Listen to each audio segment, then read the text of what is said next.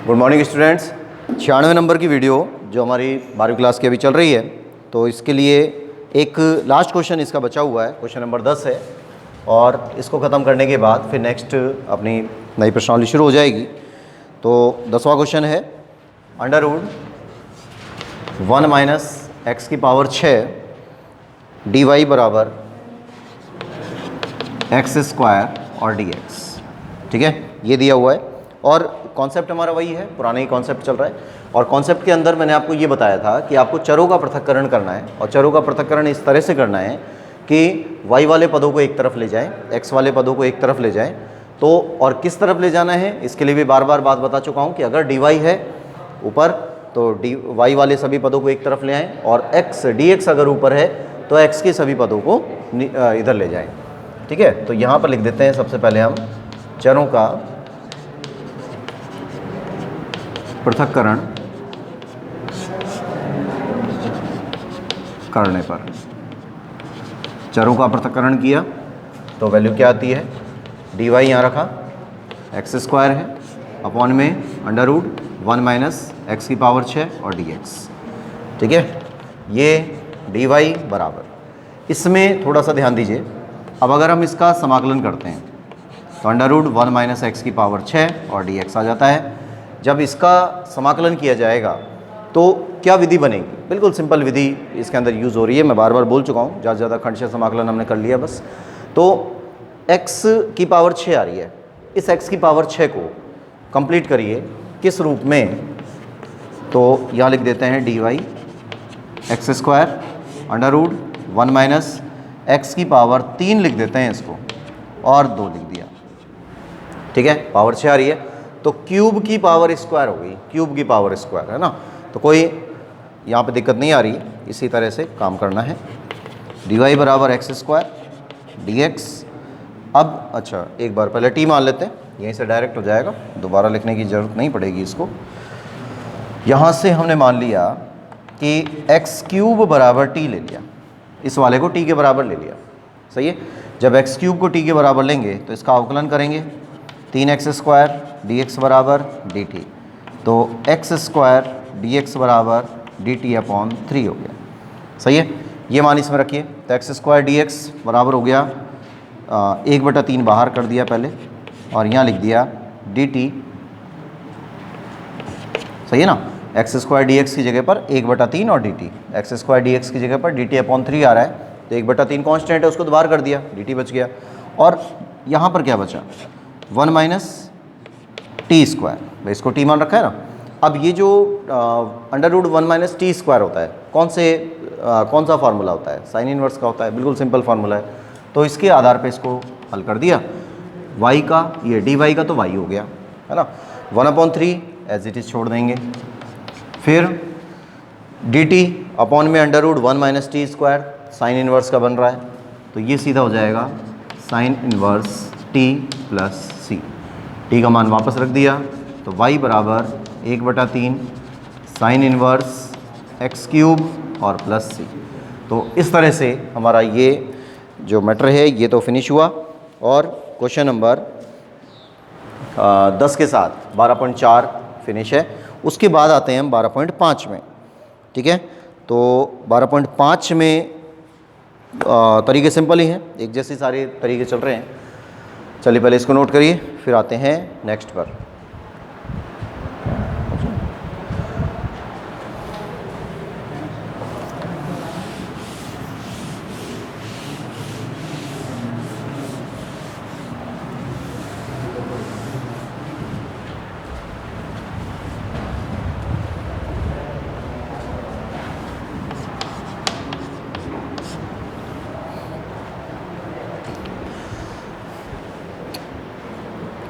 Number 1, question number first है x plus y का whole square d y by d x. तो question number first है x plus y का whole square d y by d x बराबर a square, ये दिया गया है। और इस तरह की कंडीशन हमारे पास आई। अब इसमें देखिए एक दूसरी विधि हम यूज़ कर रहे हैं, और वो विधि क्या है, किस हिसाब से इसको काम में लेना है, इसको पहले समझ लीजिए। अभी जो हमने काम किया है ना, जो लास्ट हमने 95 नंबर जो वीडियो थी हमारी, उसके अंदर जो हम काम कर रहे थे, उसके अंदर मैंने सबसे पहले आपको ये बताया कि चरों का पृथक्करण करना है।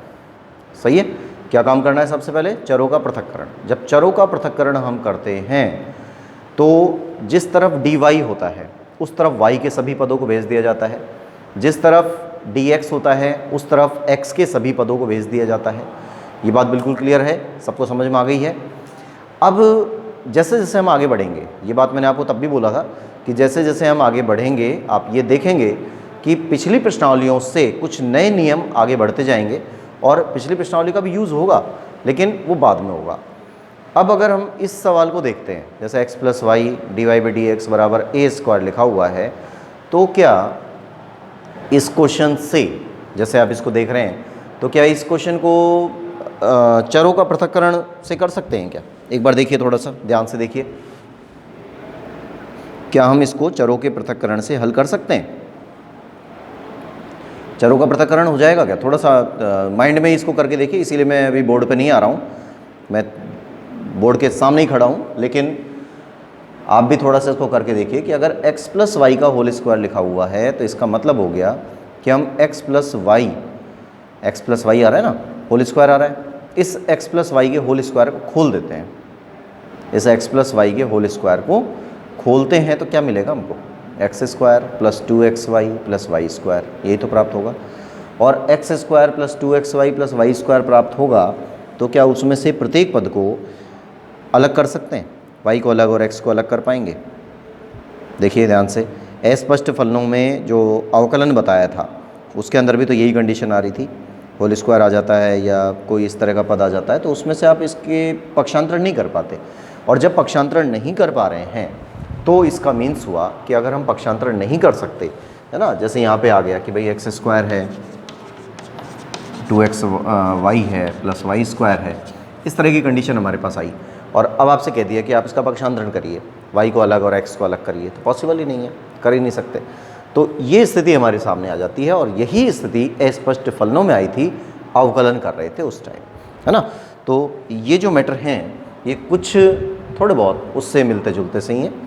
तो इस तरह के अगर कभी भी कोई क्वेश्चन आते हैं, थोड़ा सा पहचान का विशेष ध्यान रखना है। जैसे जैसे आगे बढ़ेंगे तो आप ये देखेंगे कि लगातार पहचान इनकी ज़रूरी रहेगी और जब हम इससे आगे बढ़े तो ये नई विधि मिल गई। अब अगर x + y आ जाता है, x - y आ जाता है, तो इस तरह की कंडीशन अगर बनती है जिसमें से हम चरों का पृथक्करण नहीं कर पाते हैं तो हम इसको कुछ मान लेते हैं। जैसे माना x + y बराबर v मान लिया, ठीक है, x + y को क्या मान लिया? v मान लिया हमने, और इसका x के सापेक्ष अवकलन कर दिया। जब x के सापेक्ष अवकलन करेंगे तो x का x के सापेक्ष तो 1 हो गया, y का x के सापेक्ष होगा तो dy/dx हो गया, है ना, बराबर v का x के सापेक्ष होगा तो dv/dx हो गया। क्लियर है यहाँ तक? अब हमें चाहिए dy/dx का मान, जैसे यहाँ पे आ रहा है dy/dx, तो dy/dx का मान चाहिए, इस मान को उठा के यहाँ भेज दीजिए। तो ये पक्षांतरण हो गया कि dy/dx बराबर, ये उधर चला गया, dv/dx -1, है ना, हो गया सीधा। अब ये जो मान हमको प्राप्त हुए हैं इस मान को हम समीकरण 1 में रख देते हैं। तो यहाँ लिख देंगे समीकरण 1 में मान रखने पर, ऐसे लिख दो बस, समीकरण 1 में मान रखने पर, समीकरण 1 में मान रखने पर तो वैल्यू क्या आ रही है? देखिए, जब मान रखेंगे तो यहाँ पर क्या आया? v², है ना, dy/dx बराबर, एक मिनट, v² और ये जो dy/dx है, इस dy/dx की जगह पर ये वाला मान dv/dx -1 बराबर a²। इस v को हटा के इधर भेजिए तो dv/dx पक्षांतरण करना है सिंपल, बस, और कुछ काम नहीं है। ये v² हो गया सीधा। फिर dv/dx है, इसमें से 1 को हटा के इधर भेज दीजिए, तो 1 हटा के इधर भेज देते हैं तो ये बन जाता है dv/dx, ये तो अपनी जगह पे है, ये -1 है, -1 इधर गया तो क्या हो जाएगा? a² / v² + 1 हो गया। सही है। ए स्क्वायर अपॉन वी स्क्वायर, ये इधर आया तो +1 हो गया। अब इनका एलसीएम कर देते हैं, इसका एलसीएम कर देते हैं, तो d v upon d x बराबर a square plus v square upon v square हो गया। सही है। अब चरों का पृथक्करण, अब आ गई पुरानी वाली विधि, लेकिन एक चीज़ देखिए, dx इधर भेजा जाएगा, है ना, dx इधर भेजा जाएगा, तो जब dx यहाँ पे भेजेंगे तो ये तो v के पद आ रहे हैं यहाँ पे सारे, और v इधर चल रहा है, तो इसका मतलब अब भी कुछ गड़बड़ है ना, अब भी हम नहीं कर पा रहे उस चीज़ को जैसा होना चाहिए था। तो हम यहाँ पर एक विधि यूज़ करेंगे, और ये हर क्वेश्चन पे ऐसा ही होगा। जब भी आप चरों का पृथक्करण करेंगे उससे जस्ट पहले, अब जितने भी क्वेश्चन करेंगे सब में यही काम करना है। यहाँ पर हम करेंगे प्रतिलोम, है ना, प्रतिलोम करने पर। तो प्रतिलोम क्या होता है कि आपको दोनों पक्षों के जो भी यहाँ पे दोनों भिन्नें हमको मिल रही हैं, उन दोनों भिन्नों को उल्टा कर देना है, प्रतिलोम कर देना है। अंश की जगह हर, हर की जगह अंश, यानी व्युत्क्रम कर देना है। तो इसको हमने पलट दिया तो ये बन गया dx अपॉन डी, इसको हमने पलट दिया तो ये हो गया वी स्क्वायर बटे में ए स्क्वायर प्लस वी स्क्वायर हो गया। अब चरों का पृथक्करण करिए। अब करते हैं चरों का पृथक्करण करने पर, चरों का पृथक्करण कर दिया तो ये डी वी इधर चला गया, ये डी एक्स हो गया, ये वी स्क्वायर अपॉन में ए स्क्वायर प्लस वी स्क्वायर, और यहाँ पर डी वी हो गया। ठीक है यहाँ तक। अब क्या करेंगे, जब ये स्थिति हमारे सामने आ जाती है तो dx बराबर वी स्क्वायर और ए स्क्वायर प्लस वी स्क्वायर और डी वी आ गया, बन गया समाकलन। अब आपको थोड़ा सा सोचना है, मैंने पहले ही आपसे कहा था कि जब भी आप कोई समाकलन कर रहे हैं थोड़ा सा दिमाग में रखिए, क्योंकि मैं यहाँ कर दूंगा और फिर आपने सोचा तो कोई फ़ायदा नहीं है। थोड़ा सा इस चीज़ को सोचिए, दिमाग पे जोर डालिए, और इनके बारे में मैंने आपको पहले ही ये बात बोल रखी है कि जब भी आप कोई समाकलन करते हैं तो आपको हमेशा ये ध्यान रखना है कि कौन सी विधि यूज़ हो रही है। तो ये 12वीं पूरी प्रश्नावली ऐसे रहेगी जिसमें बहुत हल्की विधियाँ यूज़ होंगी, बहुत ज़्यादा कठिन नहीं है, बहुत ज़्यादा कोई डिटेल वाला काम आपको नहीं करना है ना, बिल्कुल सिंपल काम लेके चलने हैं। तो इस स्थिति में आपको जो वैल्यूज़ हैं वो बनानी है, करनी है। तो इसमें हम क्या करें कि ये समाकलन हो जाए, ध्यान आ गया होगा अब आपको। कुछ जोड़ना है, कुछ घटाना है, तो क्या जोड़ें और क्या घटाएं, तो ए स्क्वायर जोड़ देते हैं, ए स्क्वायर घटा देते हैं, हो जाएगा। तो यहाँ से एक वैल्यू हमारे पास आ जाती है कि dx तो चल ही रहा है, अभी इसको ऐसे चलाइए, कोई प्रॉब्लम नहीं है इसकी। यहाँ से ए स्क्वायर जोड़ दिया तो ए स्क्वायर जोड़ दिया, ए स्क्वायर यहाँ जोड़ देते हैं और ए स्क्वायर यहाँ घटा देते हैं, तो माइनस का ए स्क्वायर अपॉन में ए स्क्वायर प्लस वी स्क्वायर और डी वो डी वी हो गया, डी वी चल रहा है ना इधर। अब ये तो डी एक्स ऐसे ही, अब देखिए ए स्क्वायर प्लस वी स्क्वायर और ए स्क्वायर प्लस वी स्क्वायर दोनों आ रहे हैं, ऊपर और नीचे सेम आ रहे हैं, दोनों को अलग अलग कर दीजिए। तो ये हो जाएगा ए स्क्वायर प्लस वी स्क्वायर बटे ए स्क्वायर प्लस वी स्क्वायर और डी वी हो गया, माइनस ए स्क्वायर कॉन्स्टेंट है, ए स्क्वायर को बाहर कर दिया तो 1 अपॉन, ऐसा कर लो, ए स्क्वायर पहले लिख देते हैं, ए स्क्वायर प्लस वी स्क्वायर और डी वी कर देते हैं, हो गया।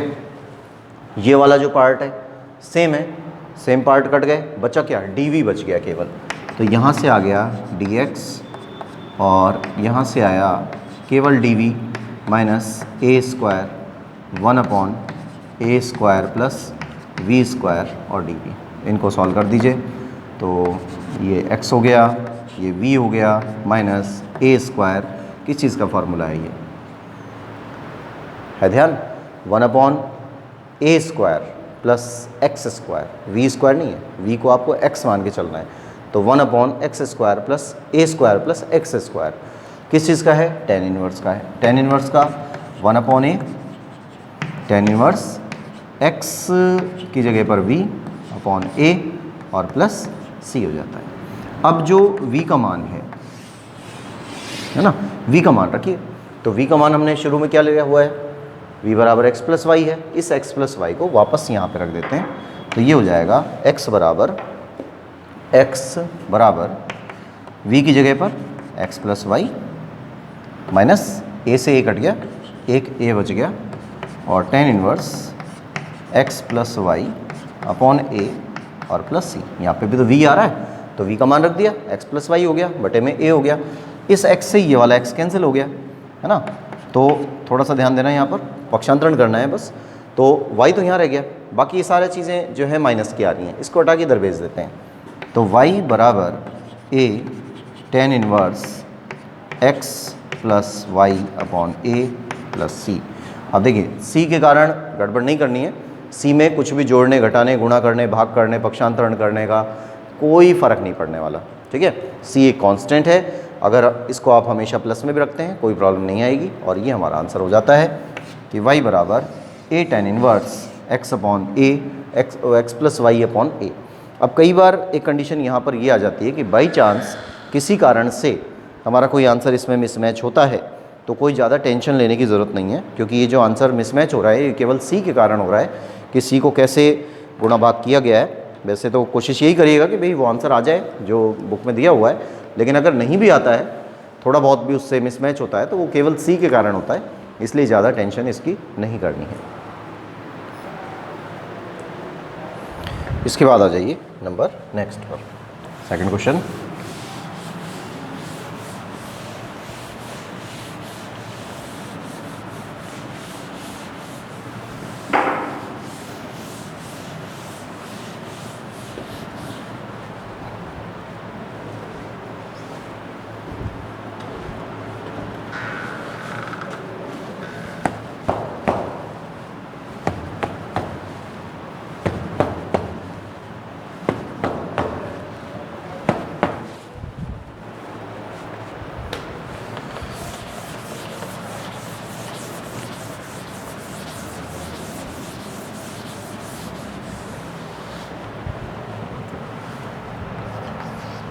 नंबर 2,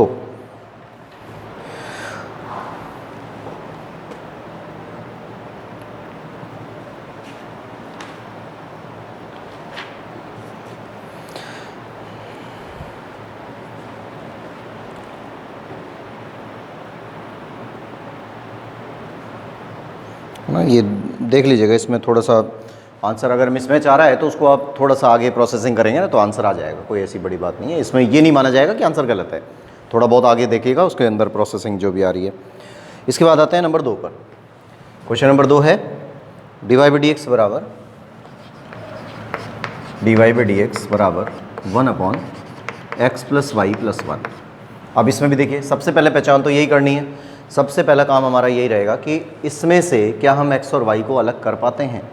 सबसे पहली कंडीशन कि x और y को अलग नहीं कर सकते, है ना, नहीं कर सकते ना, क्लियर दिख रहा है कि x प्लस वाई को हम अलग नहीं कर सकते, तो यानी चरों का जो पृथक्करण है वो नहीं हो सकता, डायरेक्ट नहीं हो सकता।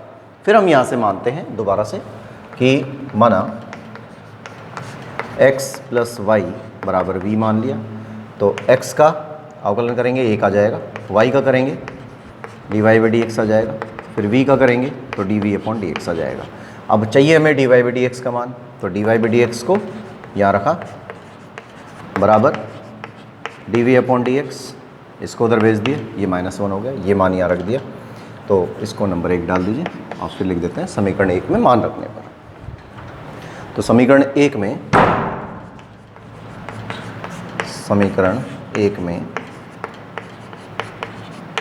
मान रखने पर, समीकरण 1 में मान रखा तो क्या मान आएगा, देखिए dy बाई डी एक्स की जगह पर तो रखना है dv अपॉन डी एक्स -1, है ना, बराबर 1 अपॉन इसकी जगह पर v, तो v प्लस 1, -1 को उधर भेज दिया, तो dv अपॉन डी एक्स बराबर 1 अपॉन v प्लस 1, ये उधर चला गया तो प्लस का 1 हो गया, सही है, ये +1 हुआ। अब इसका एलसीएम हो जाएगा, तो इसका एलसीएम किया तो dv अपॉन डी एक्स बराबर v प्लस 1, एलसीएम आ रहा है, इसका गुणा यहाँ करते हैं तो 1 प्लस v प्लस 1, है ना। तो यहाँ से क्या मान प्राप्त हुआ,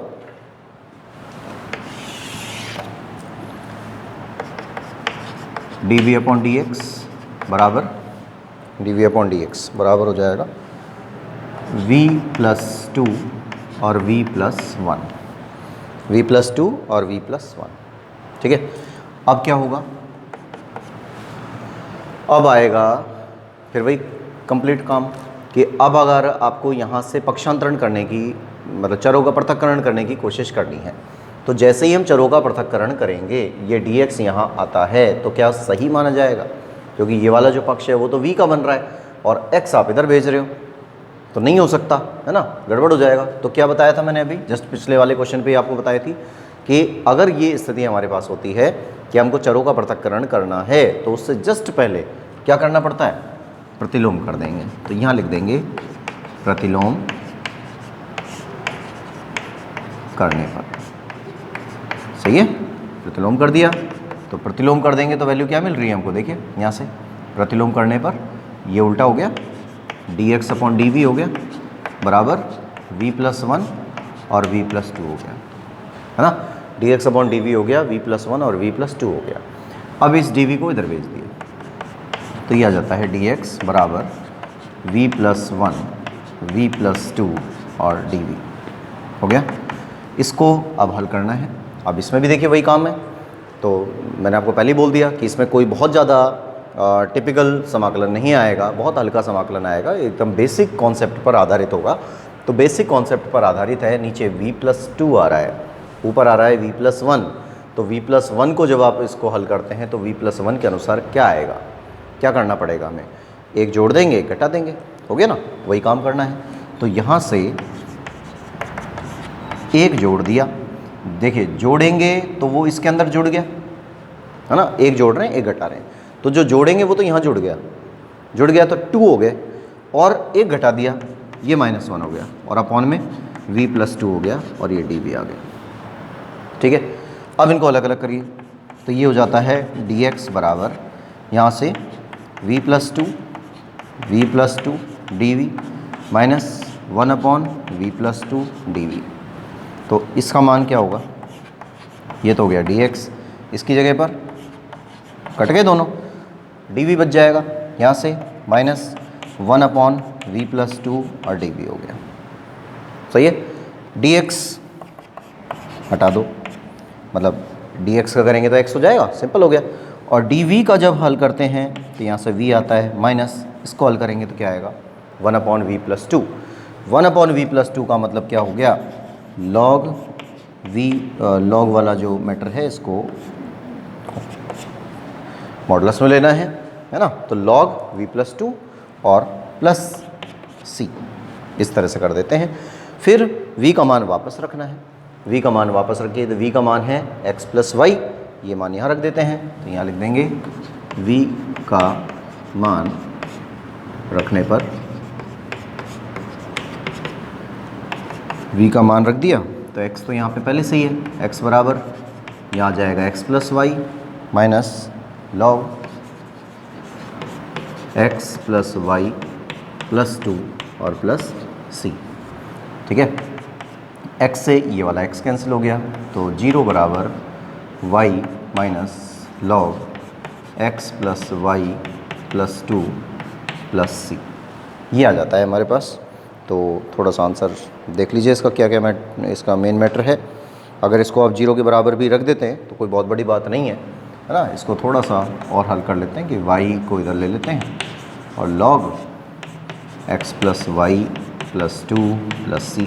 अब देखिए इसको चेंज भी कर सकते हैं, अगर इसको e की पावर y में लाना चाहें तो भी ला सकते हैं कि यहाँ से log हटाएंगे, log हटेगा तो ये e की पावर y में चला जाएगा, तो वो ये सब मैटर बाद का मैटर होता है। तो आप क्वेश्चन के अनुसार उसको अगर करना चाहें तो यहाँ तक छोड़ सकते हैं, लेकिन अब अगर और इच्छा है कि हमको आंसर जो पीछे बुक में दिया है वही प्राप्त करना है तो फिर इसका log हटाया, ये e की पावर y में चला जाएगा, है ना, और c को इधर भेज दिया। तो ये इस प्रकार से आंसर को आप सेट कर सकते हैं जैसा कि ये चल रहा है इसमें।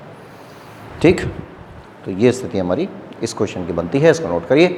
फिर आते हैं हम नेक्स्ट क्वेश्चन पर।